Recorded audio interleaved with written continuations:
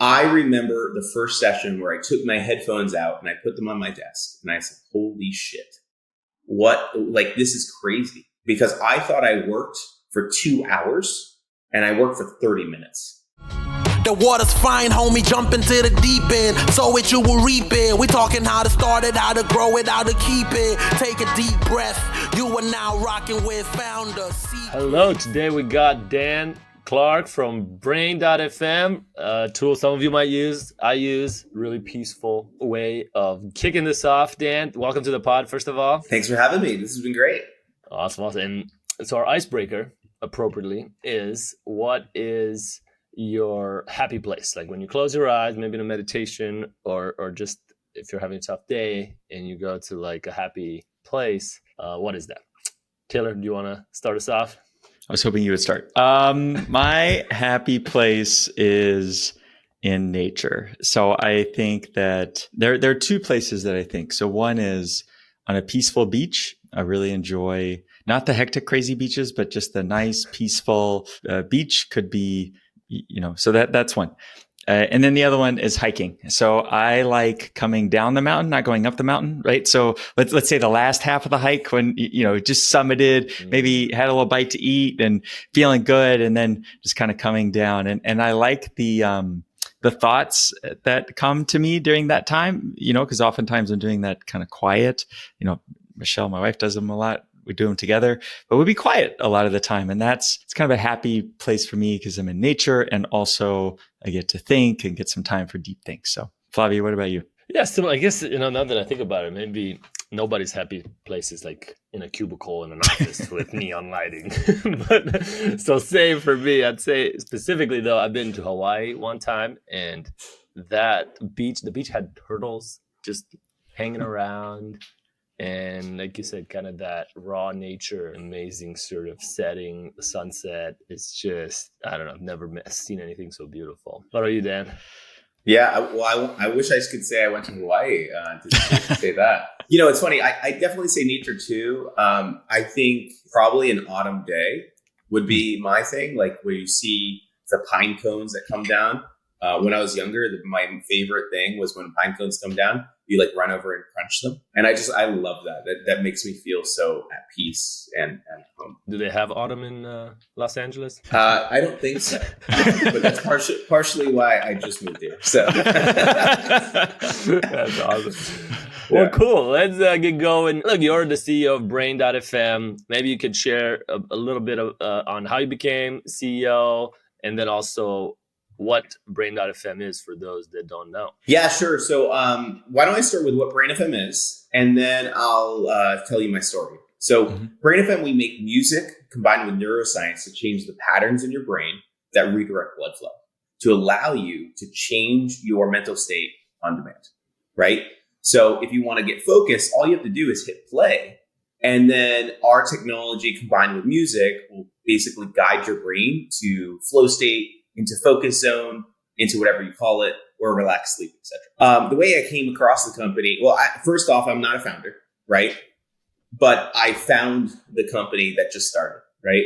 And this company was around for probably about a year or so. And the two original founders basically built this thing and didn't really have traction with it. And they said, hey, you know what? We are going to do a deal website. And over the first year, maybe they did, I don't know, like 20,000 in sales. And they're like, okay, this isn't a thing. And then they did this deal website, which was a Black Friday sale.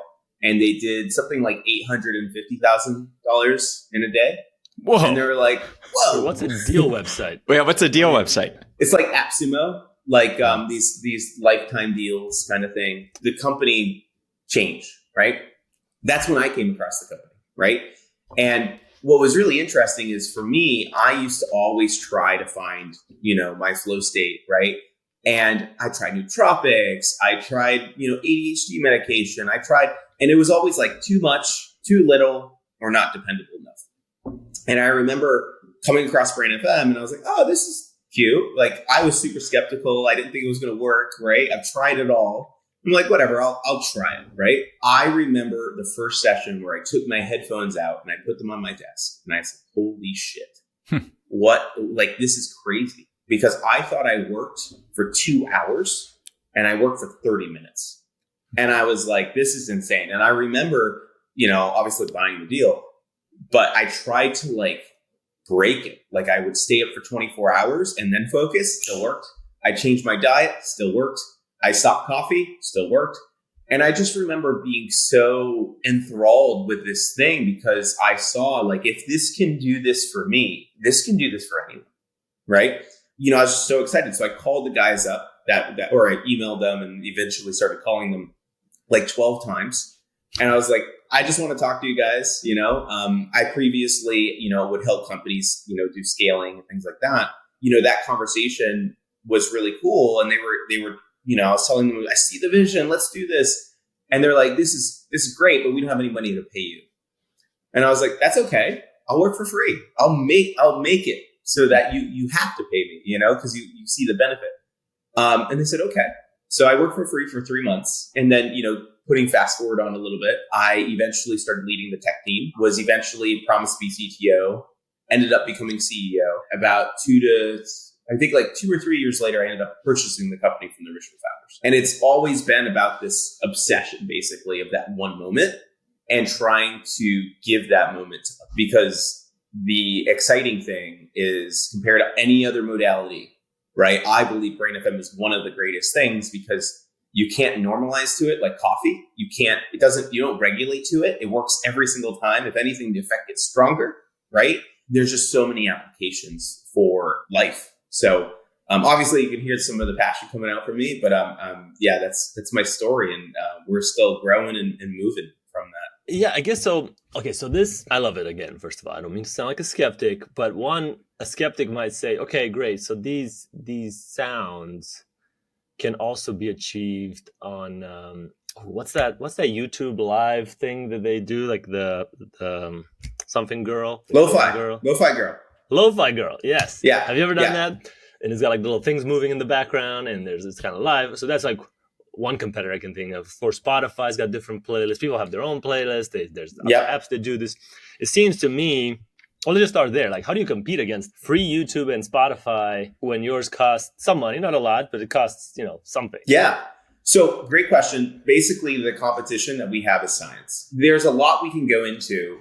So feel free to steer where we're going together. But basically, the whole concept is how can we use science or music or just sound in general to guide the brain into different kinds of modes, right? This is very well documented science, what your brain looks like when you're in deep focus state or when you're sleeping or when you're relaxing. And they use EEGs, which are electrical devices that capture, the electricity from your skull. They also do things like fMRIs, which are, measuring the blood in different regions of your brain. A lot of this science started being developed in the 70s. And in the 70s, the first attempt at doing this was actually, if you've ever heard of binaural beats or isochronic tones. I just listened to it this morning. I listened to binaural. Okay. So what's cool, what's interesting about binaurals is it's actually the same effect that we're creating, except ours is like taking, the Model T to a Lamborghini. And I'll explain why. So basically, the way binaurals beats works is you have headphones in, right? And you have one frequency in one ear and one frequency in the other. And what happens is those frequencies basically merge in your brain, specifically in your brainstem, in the back old reptilian part of your brain. And what happens is as those pass into your brain, it creates the difference of those two frequencies. Right? So I'll just make one up. Let's say you have 110 on this side, on your right side, and 120 on the other. You're going to create a difference in your brain of a 10 amplitude. And what will happen is that amplitude wave in your brain, which is like an on and off, will actually eventually cascade throughout your brain to your prefrontal cortex through a process called entrainment. The challenge with binaural beats and isochronic tones is not that they're not effective. It's just that it takes a really long time to go. And you can kind of think of it as the low resolution camera, right? So you're using an ancient part of our brains that all of our flight or fight response goes through. And then basically from that, you have to get it to your smart part of your brain, your prefrontal cortex. And it takes some time. And depending on your diet, your mood, there's a lot of variables that can affect it. it's not the perfect solution. And what we're doing is we're taking the same kind of idea of, creating like a beta, brainwaves in your head, etc. And what we're doing is we're combining all of that, not making your brain do all the hard work. We do all the hard work, right? So we're creating a monaural beat, and we're basically putting this modulation, this amplitude modulation directly into the music, into the bass frequencies of a song. So we're hiding inside of it. And this frequency is not like high, low. It's like bum, bum, bum, bum, bum. It's actually a pattern, right? So we're putting this modulating wave into the bass frequency. And when you're listening to it, what happens is it skips your brainstem. It goes right to your prefrontal cortex. And as a result, the electrical impulse that's happening, this guiding wave, right? The electricity in your brain starts matching that wave and actually starts anticipating it.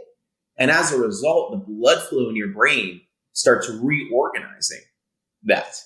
And basically, as a result, when you listen to this pattern, right, this disguised in this music, you're able to, as fast as you hear a song that you want to dance to, you're like, oh, this is my song. That's how fast the effect starts working in your brain, right? So in the first 30 seconds, it starts ramping, and then it just gets stronger and stronger and stronger until the effect is fully realized. And bam, you have it. So it's, when we compare this to Lo-Fi Girl and Spotify and all this stuff, the real main difference is this science that we have, and we have all this patented and all of this really great knowledge of the brain and how to apply it to get the results that we're looking for. So I pulled it up here for those on YouTube to see. It's a very simple interface, which I really love. Oh, my trial has ended, but but it's very simple. You like choose focus, relax, or sleep, and then it guides you in that, and you can customize it a bit in terms of the like more upbeat, more calming. I just think it's a very easy interface. So to make sure I understand what you're saying is that sure, lo-fi and these other YouTube things may have calming music, but it doesn't have the same frequencies that you're saying have been scientifically proven to affect the brain. So therefore it's more effective than any of those playlists or YouTubes out there. Is that what you're saying? Yeah. So like, let's make this even more basic. Let's pretend we want to be healthy. We want to be, very healthy, right? Let's not pretend. Let's actually try. Let's be healthy. Okay. I didn't want to project. Okay. So we're trying to be healthy, right? And we all know that if we eat McDonald's, that's junk food. That's bad, right? The metaphor here is we're trying to be, let's say, focused, right? I think we all know that when we're listening to Rihanna, when we're trying to work, when we're listening to, a lot of these songs that have lyrics in it, it's actually distracting because this song comes on and you're like, oh, I love this song. And then you forget what you're doing, So that's kind of like the McDonald's, equivalent, right? And then Lo-Fi Girl or some electronic music is actually like eating a steak, right? It's like pretty good. It's a much better increase, right? You're getting a lot of these distraction elements out. We can go into the science of sound because there's things like salience reduction and the direction of sound and all of these things, which I'm happy to dive into. But, lo-fi is an upgrade for that. So if you are listening to music to work and it's not BrainFM, do lo-fi or do some kind of like the social network. That's it. What's the keto version of this? So are you saying the next level? Yeah, keep going. What's the so basically, that's the thing. And then the natural grass-fed Kobe beef, premium A5 Wagyu, that's basically what BrainFM is, right? And what's happening is every time you go up, you're optimizing in one level for healthiness and also maybe deliciousness, that both combined, because McDonald's only has maybe deliciousness, right? But with BrainFM, as you're going up the levels from like regular music to more functional, we are doing all of these things that basically every single part of the song is created for focus. So the length of the song, the instruments in the song, the way the song is created in energy, 3D sound sounds like it's coming in front of you if you're wearing headphones, like every single part of that. And a lot of that is patented, which allows us to, compete, but it also allows us to develop that technology in a way that's profitable, because we can make future and more investments in this because we're the only ones doing it. And I think our biggest challenge right now is how do we go from 4 million people who have used BrainFM to 20 million, to 100 million, to more, because a lot of people need this kind of result. And we're just starting to finally being able to market and being able to message about, hey, this is what we do, and this is why it works. Do you want to have McDonald's every day, or do you want the Kobe beef thing? And, letting people make that decision. Well, so let's dive into that. So for those listening, the pricing on your website is $9.99 a month, so $10 a month, or one can pay $70 a year. So for instance, if you're paying to acquire customers at this price point, it's very difficult, right? So like running PPC ads or whatnot, you can, but it really destroys one's margins, or a very long payback period, right? And so the businesses that seem to do well in a space like this, they're not paying to acquire every customer. Like they found some way to acquire customers in a much cheaper way, or maybe they do it organically, or they built a brand around it, or they have some kind of partnership. So yeah, I mean, you started the conversation by talking about the $840,000 or $850,000 a day, amazing, from several years ago. Yeah, I'm just kind of curious, like, how do you grow from 4 million to 20 million? How do you think about, because clearly you're passionate about the technology side, how do you grow the business in such a way that, it can be profitable and all of that? Yeah, great question. So I think, as we've grown the business, right? Well, first off, I should say, basically until a year ago, we did zero marketing, right? And our whole emphasis was, let's just reinvest back into making a killer product, right? And I wish I had screenshots I could just share with you, like 5 years ago what the product was and where it is now. It's a complete difference, right? Not to mention some of the really cool updates we have coming soon. But so our whole thesis was basically, let's just build a great product and people will tell their friends and come. And that has served us really well. For every person that comes in the door, we don't have this fully trackable, but I guess we estimate like 1.3 to like 1 maybe 2 or something like that, where we're getting referrals naturally, right? And that obviously decays upon how many referrals you're getting. But a lot of people, they try this and they're like, they have a similar experience of me and they're like, this is amazing. You've got to try this. And, if we keep using that Kobe beef metaphor, if you go to a restaurant that's healthy and tastes amazing, you're like, wow, I got to tell all my friends. And that's kind of what happens. So, that's been working really well. We've been, sustainably growing, the business every year, predictable revenue. And now we say, okay, this is great, but for us to supercharge, now we have to kind of switch into this growth phase. And now we have to get really good at acquiring customers. But you're right, like we're not acquiring one customer. We're actually trying to acquire one customer that refers another person. So it's really like, one CAC is representative of two. And that's how we're trying to scale. So, as we do podcasts and as we do PPC and things like that, we're very conscious of, hey, we're spending this much more money. What is the unattributed factor of the growth of the business? And we see that's a large uptick. And there's probably like a 2 to 3 times unattractable thing of, we go on a podcast, we get this many people, but we got all these people for some reason. But it's not the day of, it's like 3 days later. And that's when we started realizing that, hey, we have this network inside. So let's just start getting really good at telling people about it. And then, it'll follow the same thesis that we've used before. Going back to when you were a user of the product and you said, wow, this is amazing. Look at this impact that this had on me. Because I feel like I have that experience with some, right? So I have that experience at a restaurant. I have that experience using some tool. And then my next thought is, God, what a horrible business. Like, this would be a terrible business to have. But you didn't. You said, hey, this is a great business. It's a subscription. It can really help people. 4 million people have used it. What made you want to take the leap from being just passionate about a product or about the idea of it and the impact it had on yourself to really kind of reformulating your whole life? Now it's kind of your work passion. What made you go that much further? Because I'm sure this wasn't the first product that you've ever experienced and thought that was super great. Yeah, great question. I think it was timing. I was at a place in my life where, geez, I haven't thought about this in a while. Let's go on memory lane together. So that was a place in my life at that point where I was actually working at as a digital director of an agency, of an advertising agency. It was basically like a lot of old traditional advertising, and we were kind of like modernizing it. Or I was in a place where I started my whole career, or my life's journey, actually being a martial artist, right?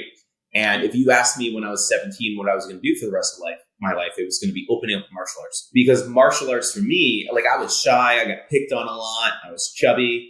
And martial arts transformed me into someone that could speak well, right? Could hold themselves well.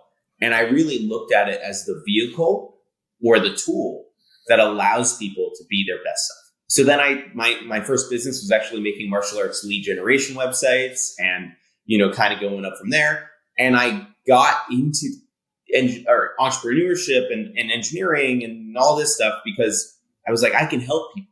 I thought I could do more with that. So I kept doing that. And, what I was doing at first was chasing success.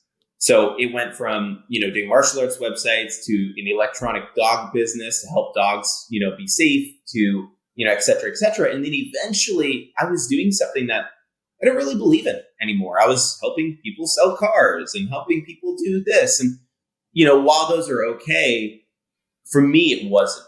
And I just felt so unintegral, and I was optimizing for money so much that it was just, I don't know. I was just like, I tried to quit that job like 3-4 times, and the guy was he was a great salesperson and he sold me every day. And I was just like, all right, I'll stay. I actually had a near-death experience, which made me rethink about it. So I was in Tijuana with some clients. We were outside of a bar. I had a gun pointed at my face. And I was like, oh, I thought I was going to die, basically. And spoiler, I didn't, right? When I remember coming back and being like, I'm never going there again.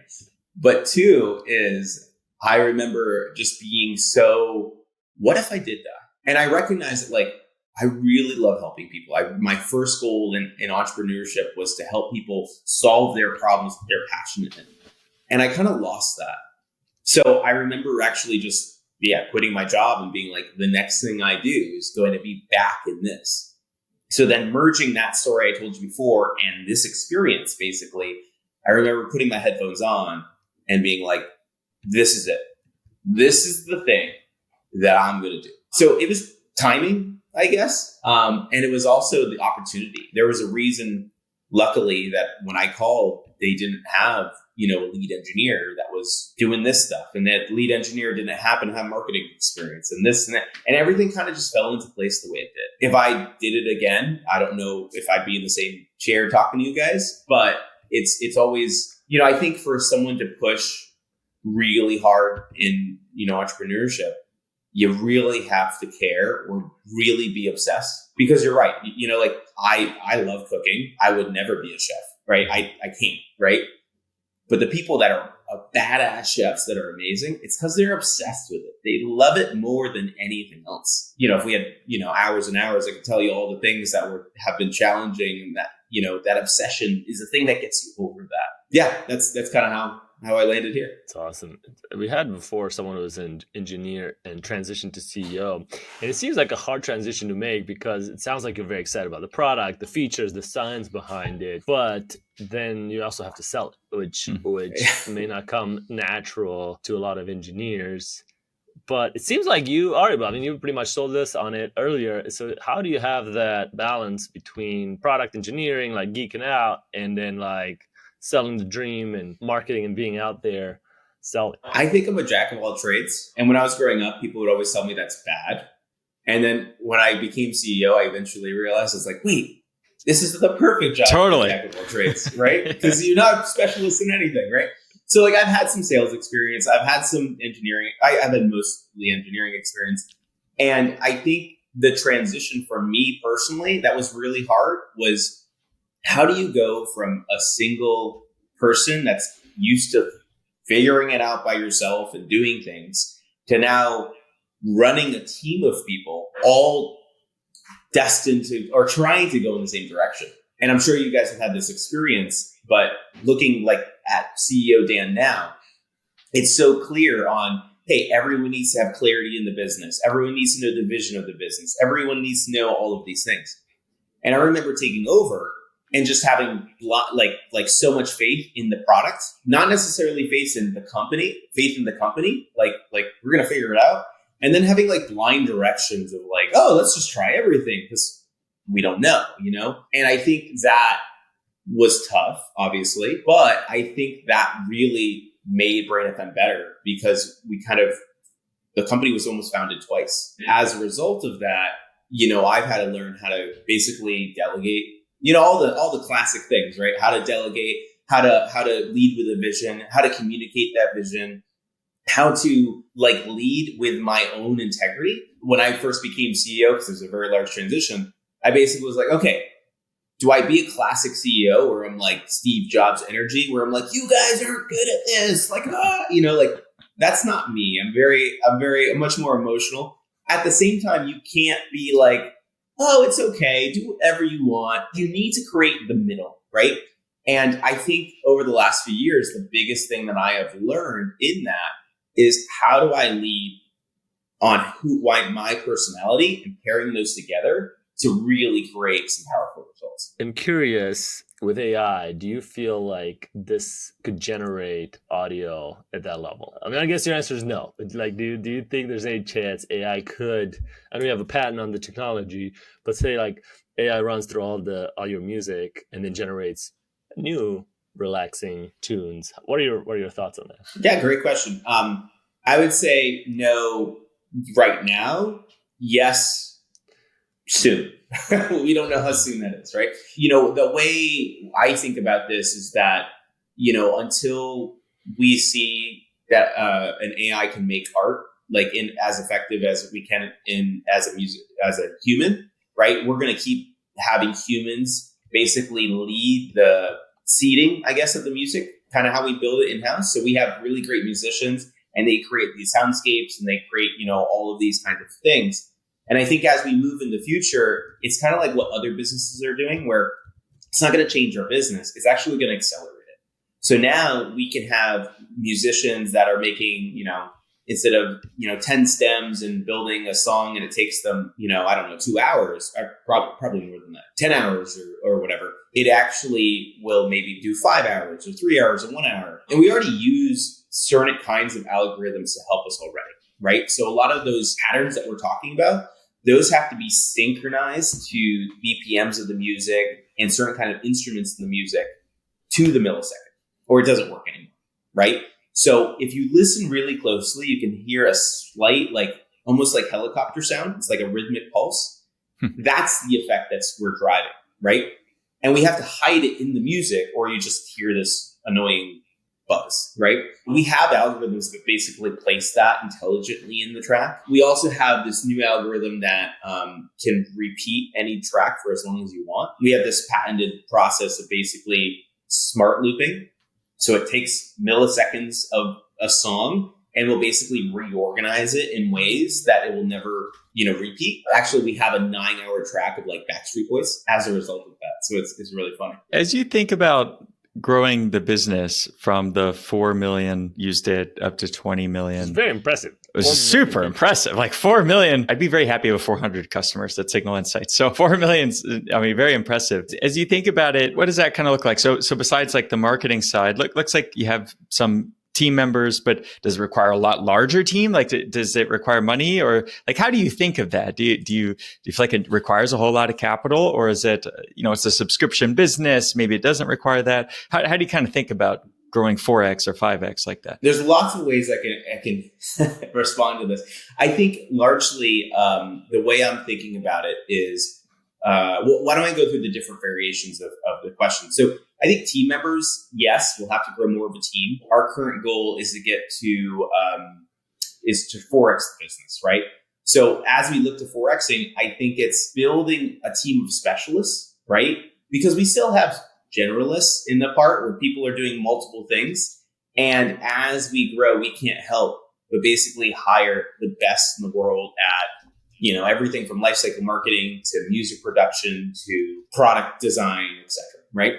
So I think we'll grow the team organically because it's really more of, hey, this investment we're making, right, is creating so much ROI, we can't help but make more investments here.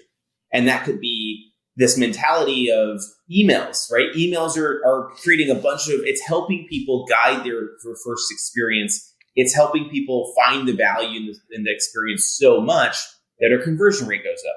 So let's hire another email person and see if we can do it more, And I think it's that kind of mentality. The vision of BrainFM basically is to start creating more enhanced neurotech or cognitive enhancement, where we believe the world in the future is basically a world where you can control your mind and your body, right? So imagine, like we do today, where you're like, hey, I really need to get focus. You click a button, you start focusing.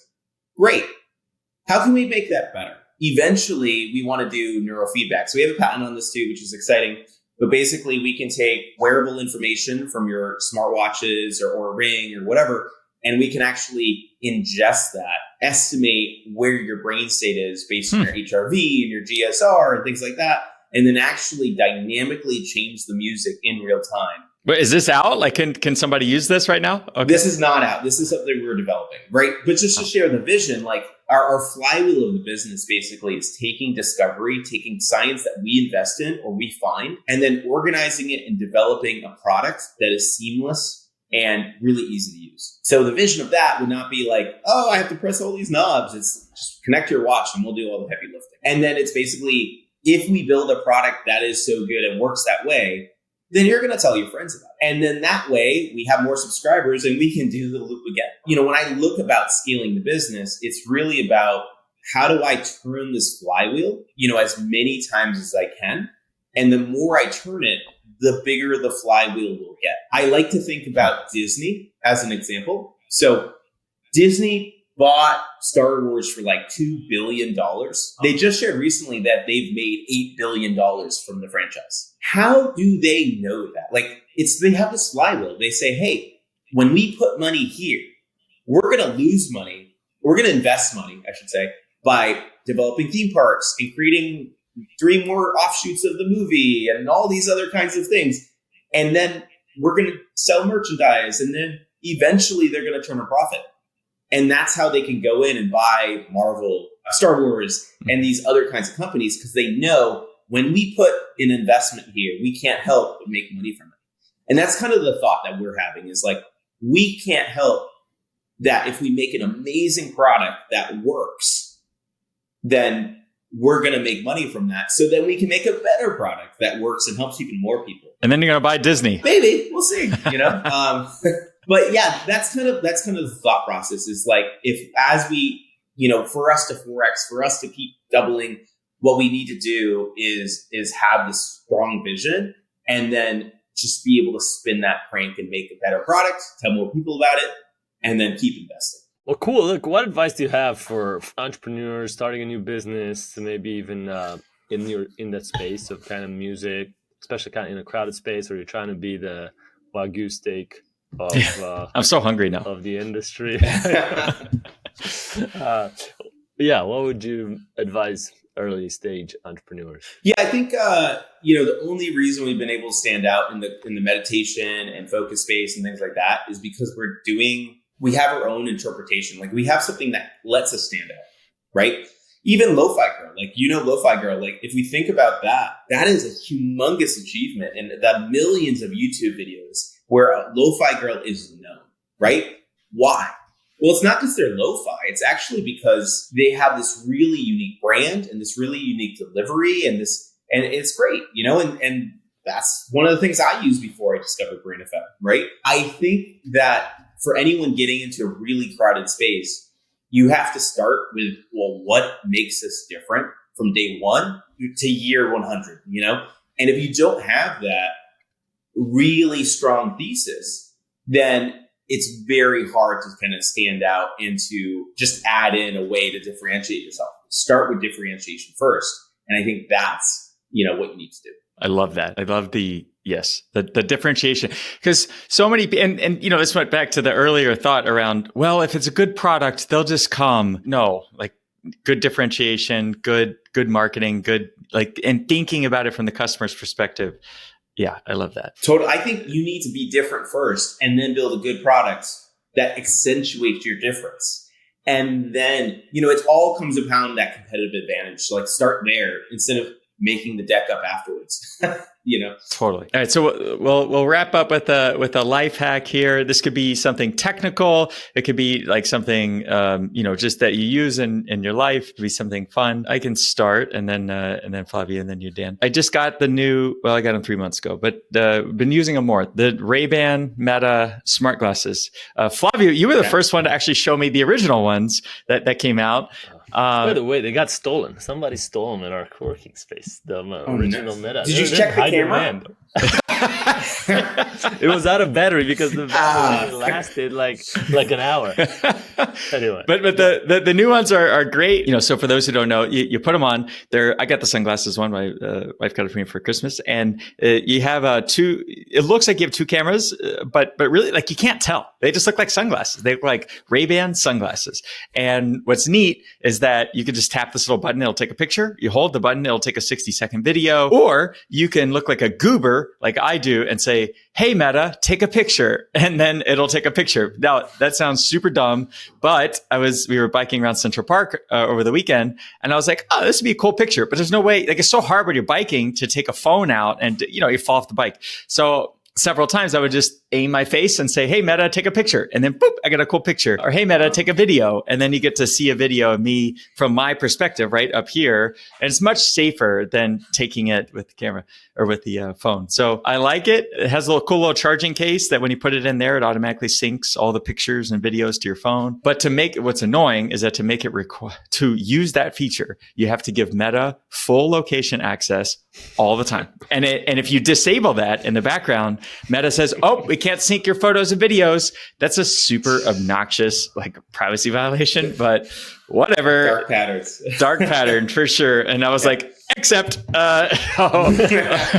Sure. Got me. But I recommend the quality is like quite good. Like the microphones are good. The picture's good. Video's good. It's like shockingly good. You can use them as headphones too. And you can use them as headphones. Yeah. I'll go next. Have you guys heard of examine.com? Yes. Oh, well, never mind then. So examine.com I love this website because whenever, there's podcasts and things I listen to, they're like, "You should take this," and you never know, are those legit or are they just getting paid? Like for example, ashwagandha is one where, so this site will do examine all the independent, the research articles on it, and it's a nonprofit, so they aren't influenced by anybody. They're fact checked. They updated relatively recently, and then they give grades. So they explain what the ashwagandha is. Like, some people use it for sleep and things like that. And anyway, at the end here, you have all the studies that they've looked at, and they grade them based on how effective they really were at achieving what they wanted. So for example, you see stress and anxiety, they got a couple of A studies where they had moderate improvement. But if somebody tells you you're gonna, lose weight because of ashwagandha, that doesn't look like that's legit. So I've really, really used it as a source of kind of validating some of those supplements out there. Yeah, I use examine.com too, actually, for similar reasons, where you're like, Huberman said this, and you're like, okay, let me just make sure. And then you're like, oh, okay, that's legit. It gives you a little bit more confidence, especially with everyone, saying all these different kinds of interpretations of stuff. I'll go. So my favorite hack favorite purchase of last year is the Remarkable tablet, right? I love it. So have you guys seen this before? A little bit. How do you use it? Yeah, it's like an ink tablet that you can draw on and things like that. So I use it as basically 15 notebooks in one. So what I really love is writing and, putting all my thoughts out. But I've always found this challenge of basically having one notebook for personal stuff, one notebook for business stuff, even in business stuff, I have one notebook for that. And then, I want to, talk about people, etc. It's just like a mess. And I had sticky notes in my notebooks, all this. And I've tried a lot of tablets before and it just didn't do it. Like I've tried the iPad version. I saw a friend using it. I tried it and I was like, I'll give it a shot. I love it. I use it every day. What's really cool is I organize it basically by, section of life, area of life. And then I'll have notebooks on certain kinds of topics. And then what's really great is like, so for example, I'll do like a reflection, a daily reflection on how I want to improve my health, because that's one of my focuses right now. I'm trying to eat no McDonald's, right? What I'm trying to do is I'll reflect on that. In the past, I would go to my personal journal and look at my last entry that was like 6 pages ago. And now just like every single page in this one notebook is all about this. It's really easy to look back on. And it makes someone that's super unorganized much easier to do that. And I highly recommend if you like writing. Well, Dan, thank you so much for coming on the pod today. Great chatting with you. And hope to see you soon. Yeah, this is a blast, guys. Thanks so much for having me. The water's fine, homie, jump into the deep end. Sow it, you will reap it. We talking how to start it, how to grow it, how to keep it. Take a deep breath. You are now rocking with Founder Secrets.